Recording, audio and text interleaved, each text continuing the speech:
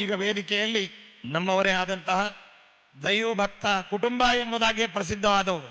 ಒಂದು ಕುಟುಂಬದಲ್ಲಿ ಒಬ್ಬರು ದೈವ ಭಕ್ತರಿರ್ಬೋದು ಅಥವಾ ಅವರ ದಂಪತಿಗಳಿರ್ಬೋದು, ಹಾಗಲ್ಲ.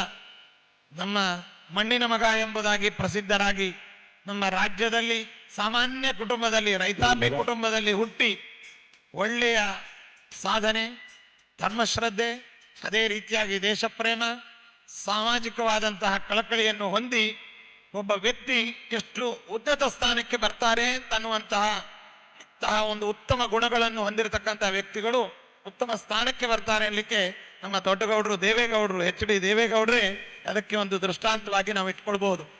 ರಾಜ್ಯದಲ್ಲಿ ಮುಖ್ಯಮಂತ್ರಿಗಳಾದರು, ಅದೇ ರೀತಿಯಾಗಿ ಕೇಂದ್ರದಲ್ಲಿ ನಮ್ಮ ಇಡೀ ದೇಶಕ್ಕೆ ಪ್ರಧಾನಮಂತ್ರಿಗಳಾಗಿ, ನಮ್ಮ ಕನ್ನಡಿಗರಾಗಿ, ನಮ್ಮ ದಕ್ಷಿಣ ಭಾರತದ ವ್ಯಕ್ತಿಗಳಾಗಿ ಉತ್ತಮವಾದ ಸೇವೆಯನ್ನು ಸಲ್ಲಿಸಿ ಅವರ ಹಿರಿಯರಾಗಿ ಇದ್ದುಕೊಂಡು ಎಲ್ಲರಿಗೂ ಉತ್ತಮವಾದ ಸಲಹೆಯನ್ನು ನೀಡ್ತಾ ಇರ್ತಕ್ಕಂಥ ದೇವೇಗೌಡರು ಅವರು, ಅವರ ಕುಟುಂಬ, ಪ್ರಸ್ತುತ ವೇದಿಕೆಯಲ್ಲಿ ನಮ್ಮ ಜೊತೆಯಲ್ಲಿರ್ತಕ್ಕಂತಹ ಕುಮಾರಸ್ವಾಮಿ ಅವರು ಜನಪ್ರಿಯ ನಾಯಕರಾಗಿ, ಅವರು ದೊಡ್ಡವರಿಗೆ ಚಿಕ್ಕವರಾಗಿ, ಚಿಕ್ಕವರಿಗೆ ದೊಡ್ಡವರಾಗಿ, ಹಿರಿಯರಿಗೆ ನತಮಸ್ತಕರಾಗಿ, ಎಲ್ಲರಿಗೂ ಕೂಡ ಎಲ್ಲರ ಪ್ರೀತಿ ಪಾತ್ರರಾಗಿ ಕುಮಾರಣ್ಣ ಕುಮಾರಣ್ಣ ಅನ್ನುವಂತಹ ಆತ್ಮೀಯ ಕರೆಗೆ ವಿಷಯರಾದಂತಹ ನಮ್ಮ ಕುಮಾರಸ್ವಾಮಿ ಅವರು ಜನಪ್ರಿಯ ಕರ್ನಾಟಕ ರಾಜ್ಯದ ಮುಖ್ಯಮಂತ್ರಿಗಳಾಗಿ ಸರಳ ಸಜ್ಜನಿಕೆಯ ವ್ಯಕ್ತಿತ್ವವನ್ನು ರೂಪಿಸಿಕೊಂಡು ತಮ್ಮ ತಂದೆಗಳಂತೆ ರಾಜ್ಯದಲ್ಲಿ ಮುಖ್ಯಮಂತ್ರಿಗಳಾಗಿ, ಕೇಂದ್ರದಲ್ಲಿ ಈಗ ಉಕ್ಕು ಮತ್ತು ಕಬ್ಬಿಣದ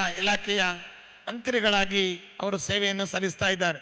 ಅವರು ಮತ್ತು ಅವರ ಕುಟುಂಬ ಎಲ್ಲರೂ ಕೂಡ ದೈವಭಕ್ತ ಕುಟುಂಬ.